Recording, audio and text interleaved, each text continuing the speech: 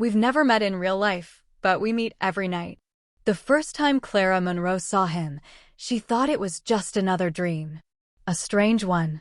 The kind people forget after waking up. But then she saw him again the next night. And the night after that. Same place. Same boy. Same soft ocean wind moving through the air around them. And slowly, Clara realized something terrifying. The stranger inside her dreams remembered her too. Every dream began the same way. Clara stood on an empty train platform near the ocean. The sky was always painted deep blue, like the world existed between sunset and midnight. There were no people. No sounds except distant waves and the occasional passing train that never stopped. And sitting on the last bench near the tracks was him. Dark hair. Gray hoodie. Tired eyes that somehow looked comforting instead of sad. The first night, neither spoke. The second night, he looked at her and smiled slightly. By the third night, he said, "You came back." And somehow, those 3 words changed Clara's life completely. Clara Monroe lived in Boston. 26 years old. Quiet. Independent. A freelance illustrator who spent most of her life drawing emotions she struggled to explain out loud. She lived alone in a small apartment filled with books, unfinished sketches, and cold coffee cups. And until these dreams started, her life had been painfully ordinary. But now sleep became dangerous. Because every night felt more real than reality itself.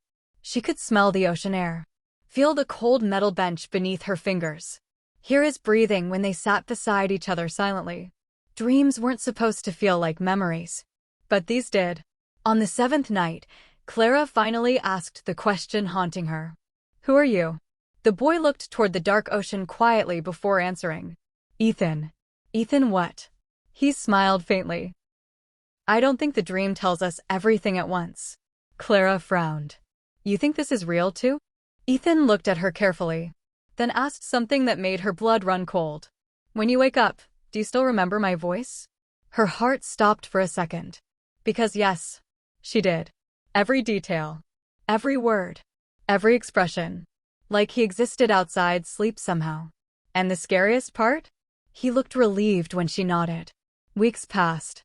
And every night, they returned to the same place. The ocean station.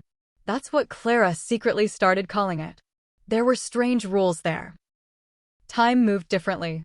Sometimes they talked for hours only to wake up minutes later. Sometimes trains appeared suddenly without passengers. Sometimes distant announcements echoed through the station in languages neither understood. But Ethan was always there. Always waiting. And slowly, they stopped talking like strangers. One night Ethan asked quietly, "What's your real life like?" Clara hesitated. "Lonely sometimes." Ethan laughed softly. "Same." That answer hurt more than expected. Because she recognized the exhaustion in his eyes. Not physical exhaustion. Emotional exhaustion. The kind carried by people who spend too much time pretending they're okay. Clara looked at him carefully. "You feel familiar to me." Ethan stared toward the ocean. "You do too." And suddenly the silence between them felt intimate instead of awkward. The dangerous thing about dreams is that they remove distractions. No phones. No noise. No social pressure. Just emotions. Pure and direct. And, because of that, Clara and Ethan became emotionally close frighteningly fast. They spoke about fears. Childhood memories. Regrets. Loneliness. Things most people hide even from lovers. Because somehow the dream world felt safer than reality. And eventually, they started waiting for sleep more than waking life. One morning Clara woke up shaking. Because during the dream, Ethan had mentioned something strange casually. A bookstore called Holloway Books. Near a bridge. With blue doors. Clara couldn't stop thinking about it all day. So eventually, she searched online. And her entire body went cold. Because Holloway Books was real. A tiny bookstore in Portland, Oregon. Exactly like Ethan described. Even the blue doors. Clara stared at the screen for nearly 10 minutes without moving. Because suddenly, the dreams no longer felt impossible. They felt connected to reality. That night Clara arrived at the ocean station breathless. The bookstore exists, she said immediately. Ethan stood frozen. You found it. It's real. For several seconds, neither spoke. Then Ethan admitted quietly. I searched for something too. Clara's heartbeat quickened. What? You. Silence. Then Ethan reached into his hoodie pocket and pulled out a folded piece of paper. A sketch. Of her. Clara stared at it in shock. You drew me. Ethan nodded slowly. I wanted to know if you existed outside this place. Clara looked at the sketch carefully. It was accurate. Painfully accurate. Every detail. Even the small scar near her eyebrow she usually covered with makeup. And suddenly, the dream station didn't feel imaginary anymore. After that, both of them started searching constantly in real life. Clara studied Portland maps. Ethan searched Boston's social media pages. They exchanged clues inside dreams every night. Favorite cafes. Street names. Places from childhood. Small pieces of reality. And slowly, their real worlds began overlapping. It became addictive. Because each new clue proved the impossible truth. They were real people somehow meeting inside dreams. One evening in the dream world, heavy rain fell across the station for the first time. Clara and Ethan stood beneath the small shelter near the tracks while thunder echoed over the ocean. You ever think about what happens if we actually meet? Clara asked softly. Ethan looked at her carefully. All the time. And? He hesitated. Then answered honestly. I think I'd recognize you immediately. Clara's chest tightened, because she felt the same. Then suddenly the lights above the station flickered violently. The dream world trembled strangely around them. And instinctively, Ethan grabbed her hand. The moment their skin touched, Clara woke up instantly, gasping, heart racing uncontrollably. Because for the first time, the touch felt completely real. 3 days later, Clara received a strange direct message online from an unknown account. No profile picture. No posts. Just one sentence. I think I found you. Her hands started shaking immediately. Then another message arrived. You have a scar near your left eyebrow. And you draw while drinking cold coffee you forget to finish. Clara stopped breathing. Because only one person could know that. Only him. Ethan. For the next 6 hours, they talked online nonstop. And strangely, reality felt awkward compared to the dreams. There were typing pauses now. Nervousness. Misunderstandings. But underneath all of it remained something undeniable. Connection. A deep emotional familiarity neither could explain. Finally, Ethan sent one final message before midnight. I want to meet you. Clara stared at the screen for a long time. Because suddenly the fantasy was becoming real. And reality is much scarier than dreams. Still, she typed back. Me too. 2 weeks later, Clara boarded a flight to Portland. Her hands shook during the entire trip. Not from fear exactly, but anticipation. Because how do you prepare to meet someone you already feel emotionally attached to? Someone whose voice already lives inside your memories? Someone who feels both familiar and impossible? She kept replaying their dream conversations in her head while the plane descended. And, somewhere deep down, Clara believed this was the beginning of something beautiful.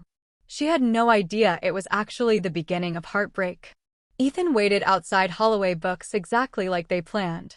Gray hoodie. Hands in pockets. Nervous expression. And the second Clara saw him, her heart recognized him immediately. Not logically. Emotionally. Like seeing someone she had missed for years. Ethan looked at her slowly, almost disbelieving, then smiled softly. You're real. Clara laughed nervously. So are you. For a moment neither moved. Because suddenly the dream world felt far away. And reality felt terrifyingly fragile. Then finally, Ethan stepped closer and hugged her. And Clara realized something strange immediately. The hug felt warm, comforting, human. But not magical. Not like the dreams. And, for the first time, a tiny crack of fear entered her heart. That night, Clara fell asleep smiling after finally meeting Ethan in real life. But when she opened her eyes inside the dream world, the ocean station was empty. And Ethan never came back. That night, Clara Monroe fell asleep smiling. For the first time in months, Ethan Walker was no longer just a dream. He was real. She had touched him, heard his laugh outside the dream world, walked beside him through rainy Portland streets while both of them tried awkwardly to act normal. And before going to sleep in her hotel room, Clara genuinely believed something magical had happened. But then she opened her eyes inside the dream world. And the ocean station was empty. No Ethan. No footsteps. No quiet smile waiting near the bench. Nothing. Only distant waves crashing against darkness. Clara stood frozen. Ethan? No answer. The wind moved softly through the station. But for the first time, the dream felt cold. The next morning, Clara called Ethan immediately. "Did you dream last night?" she asked before even saying hello. Silence. Then Ethan answered quietly. "No." Her chest tightened instantly. "Nothing at all?" "Nothing." Clara sat down slowly on the hotel bed. Because for 6 straight months, they had met every single night without fail. And now, the dreams were gone the exact moment they met in real life. At first, they ignored the feeling. They spent the entire week together anyway. Coffee shops, bookstores, late-night walks near the river, conversations that lasted hours. And objectively, everything should have felt perfect. Ethan was kind, funny, gentle in ways most people weren't anymore. And Clara still felt emotionally connected to him. But something invisible had changed. Because reality came with interruptions. Phones buzzing, awkward pauses, tiredness, different habits. Human imperfections. In dreams, they had existed without distractions, without ordinary life. And slowly, both of them started noticing the difference. One evening they sat together inside a small diner downtown. Rain tapped softly against the windows. But unlike the dream station, the silence between them suddenly felt uncomfortable. Clara stirred her coffee awkwardly. Ethan checked his phone twice. Then both looked up at the same time and forced small smiles. That was the moment fear entered both their hearts. Because in dreams, they never ran out of things to say. The dangerous thing about dream love was this. It removed reality. No responsibilities. No flaws. No stress. No waiting. No insecurity. Inside dreams, Ethan always knew exactly what to say. Clara always felt emotionally understood instantly. Everything flowed naturally. But now reality introduced something neither expected. Effort. And effort felt disappointing compared to perfection. It happened over something stupid. Tiny. Meaningless. Clara wanted to spend another week in Portland. Ethan hesitated because of work. That was all. A normal disagreement. But somehow it escalated quickly. "You were different in the dreams," Clara whispered finally. The moment those words left her mouth, Ethan looked genuinely hurt. "Different how?" Clara struggled to explain. "You just understood me more there." Ethan laughed softly.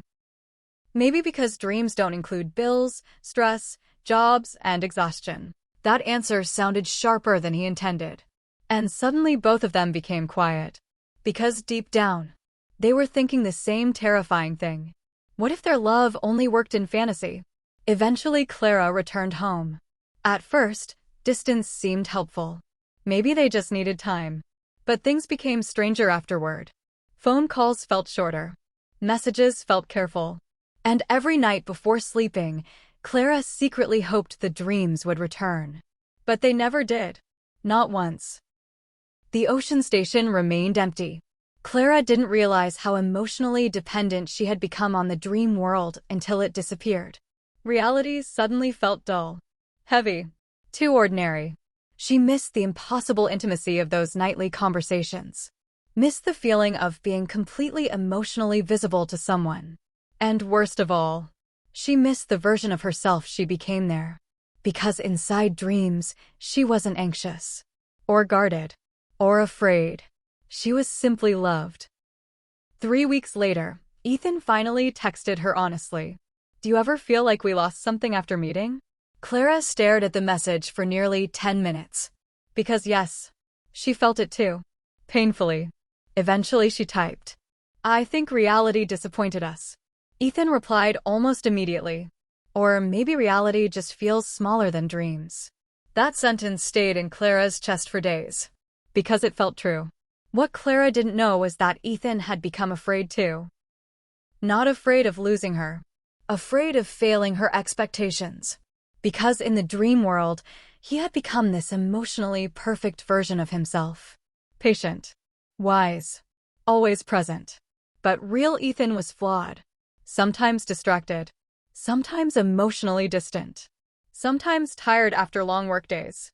And every time Clara looked disappointed, he felt like he was ruining something sacred.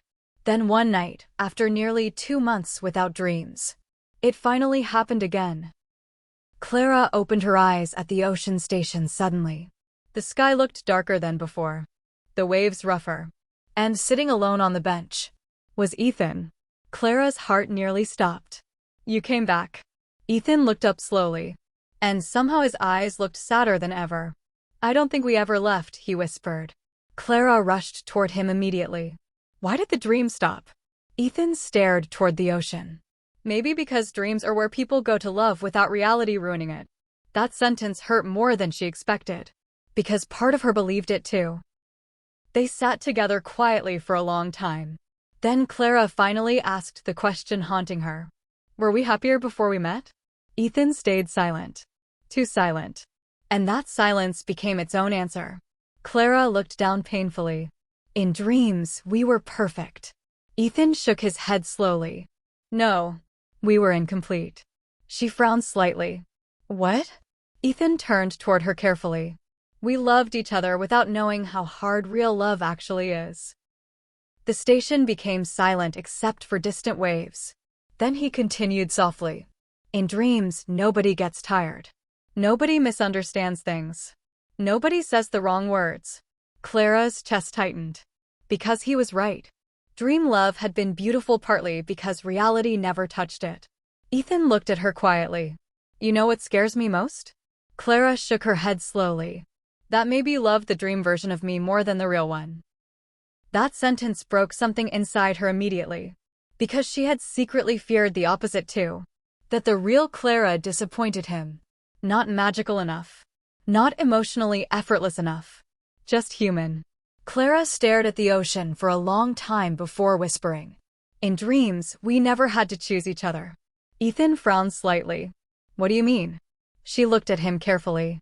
"We were simply placed together every night. No effort. No distance. No timing problems." Her voice softened. "But real love is different." Ethan listened silently. Clara continued. "Real love is waking up tired and still calling someone.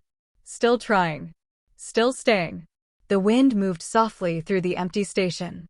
And suddenly, the dream no longer felt magical. It felt honest. As dawn slowly began brightening the dream sky, Ethan reached for her hand gently.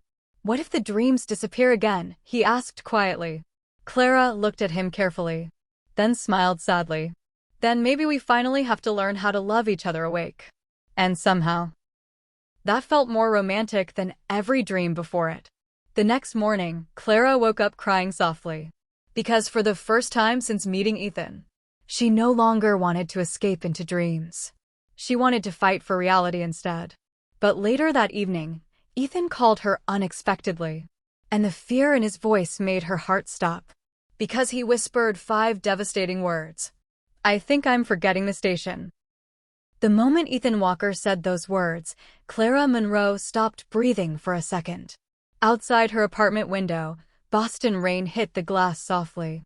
But suddenly all she could hear was silence. Not ordinary silence. The terrifying kind. The kind that arrives when something magical is dying. "Ethan," she whispered carefully. On the other end of the phone, his breathing sounded uneven. "I tried to picture it tonight," he admitted softly. The bench. The ocean. The trains. A pause. "But it feels blurry now." Clara sat down slowly on the floor beside her couch. Because deep down, she knew exactly what it meant. The dreams were ending permanently. For months, the ocean station had been more than a dream. It was an escape. A world untouched by real-life disappointment. A place where emotions arrived cleanly without confusion. Where loneliness disappeared every night. But now reality was replacing fantasy slowly. And fantasy could not survive forever once real life entered. That truth hurt more than Clara expected. Because part of her still wanted impossible love. The effortless kind. The magical kind. The kind untouched by ordinary human flaws. That night they stayed on the phone for hours. Not talking much. Just listening to each other breathe. Then Ethan finally whispered, "Can I tell you something honestly?" Clara smiled sadly. "Please." "I think I was scared the real version of me would disappoint you." Her chest tightened immediately. Because she had felt exactly the same. Ethan continued quietly. "In dreams, I always knew the right thing to say." Clara looked toward the rain-covered window silently. But real me gets anxious. Distracted. Tired. A weak laugh escaped him. "Sometimes I don't even know how to explain what I'm feeling." Clara closed her eyes. Because suddenly, he sounded more beautiful than he ever had in dreams. Not perfect. Human. And somehow that felt deeper. 3 days later, Clara bought another flight to Portland. Not because she believed in destiny anymore. Not because she wanted dreams back. But because for the first time, she wanted to experience love without fantasy protecting it. Real love. Messy love. Difficult love. Human love. And honestly, that terrified her far more than dreams ever did. Ethan waited for her outside Holloway Books again. Same gray hoodie. Same nervous posture. But this time there was no magical feeling surrounding the moment. No cinematic perfection. No dreamlike atmosphere. Just cold weather. Traffic noise. And two emotionally exhausted people trying to figure each other out honestly. And strangely, that made the moment feel more real than anything before. Ethan smiled softly when he saw her. "You came." Clara nodded. "Yeah." Then after a small awkward pause, she admitted, "I almost didn't." Ethan laughed quietly. "Same." And somehow, that honesty made both of them relax instantly. Instead of chasing magical moments this time, they spent the day normally. Too normally. They got lost trying to find a cafe. Argued lightly about directions. Waited in long lines for food.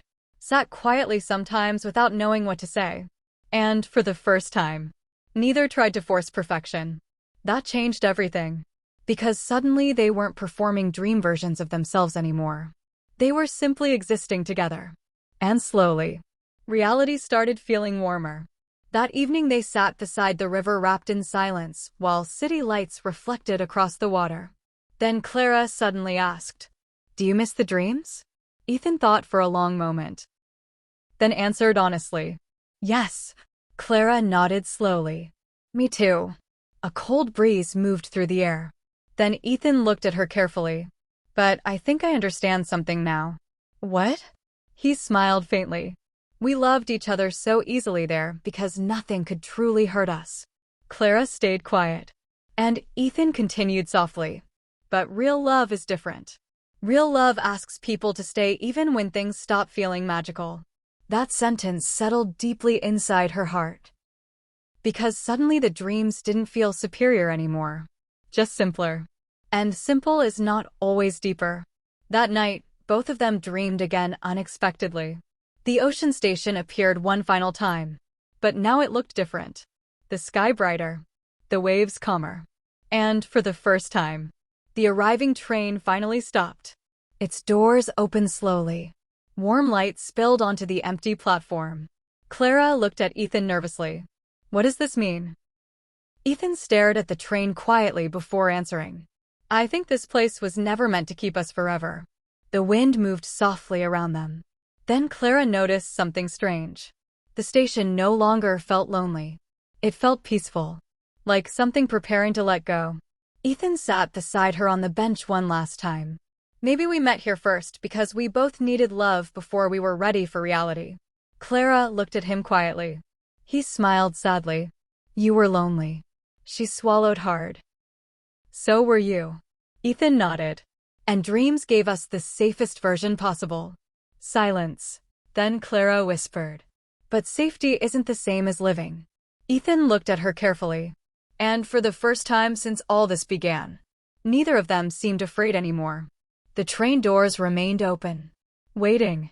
And somehow both of them understood instinctively. Once they left the station tonight, they would never return. Clara's chest tightened painfully. This feels like goodbye. Ethan shook his head gently. No. Then he reached for her hand. It feels like beginning honestly. Tears filled Clara's eyes instantly, because suddenly she understood the purpose of the dreams. They were never the destination, only the bridge. A place that connected two lonely people long enough for reality to finally take over. Before boarding the train, Clara turned toward him quietly. Tell me something true. Ethan smiled softly. What kind of true? The kind real people say. He thought carefully, then answered. I think loving you in reality scares me more than loving you in dreams ever did. Clara's eyes filled with tears again. Why? Because now I can actually lose you. That honesty hit harder than every perfect dream confession before it. Because this one carried risk. Real risk. And that's what made it meaningful. They boarded the train together slowly. The doors closed behind them. And as the train moved forward, Clara watched the ocean station disappear into soft blue light. No fear. No sadness. Only gratitude. Because some beautiful things are not meant to last forever. They are meant to change people before disappearing. And the dreams had changed them completely. After that night, the dreams never returned. Not once. But strangely, neither of them chased them anymore. Instead, they built something harder. And stronger. A real relationship. Not perfect. Never perfect. Sometimes they argued. Sometimes distance became difficult. Sometimes misunderstandings happened. But now they stayed through those moments instead of escaping into fantasy. And slowly, reality became beautiful in its own quieter way. 2 years later, Clara sat inside a small apartment in Portland sketching near the window while Ethan cooked dinner badly in the kitchen. Smoke filled the apartment slightly. Clara laughed immediately. You're burning it again. Ethan pointed the spatula dramatically. I'm experimenting. With poisoning us? He laughed softly. And suddenly Clara froze for a second. Because the moment felt familiar. Not dream familiar. Home familiar. Ethan noticed her expression. What? Clara smiled quietly. Nothing. Then after a pause, she whispered. I used to think love was supposed to feel magical all the time. Ethan walked closer carefully. And now? Clara looked at him warmly. Now I think real love feels like someone staying after the magic fades. Ethan kissed her forehead gently. And outside the window, rain began falling softly. Not dream rain. Real rain. And somehow, it felt even more beautiful. If this story touched your heart, remember this. Fantasy may create perfect love. But real love is built through imperfect moments, honesty, patience, and choosing someone again and again after the magic fades. Comment, share, and follow if you believe the strongest relationships are not the ones that feel like dreams, but the ones that survive reality.